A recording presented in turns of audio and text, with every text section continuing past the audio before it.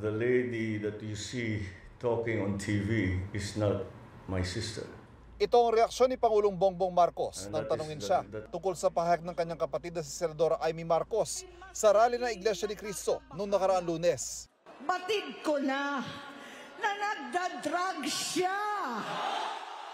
Bukod sa Pangulo, idinawit din ng Senadora si First Lady Liza Araneta Marcos at kanilang mga anak. How do you respond to the drug use accusations made by no less than your sister, Senator Amy Marcos, against you and the First family? Sir, were you hurt by her accusations, and how do you explain these claims to the public?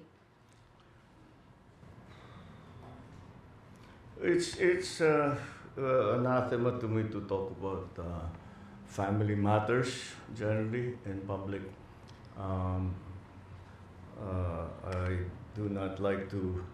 We do not like to show our dirty linen in public. I'll just say this much. For a while now, we've been very worried about my sister. When I say we, I'm talking about friends and family. And the reason that is because the lady that you see talking on TV is not my sister. And that view is shared by our cousins, our friends. Hindi siya yan. Hindi siya yan. So that's why we worry. So we are very worried about her. I hope she feels better soon.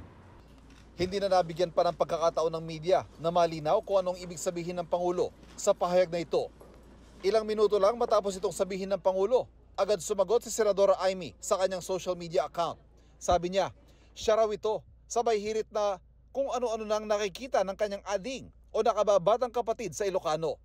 Sabi pa ng Senadora, patunayang mali siya at gusto raw niyang mali siya. Nang tanungin kung nagkausap na sila magkapatid, sinabi ng Pangulo na magkaiba na raw sila ng ginagalawang mundo, political man o personal.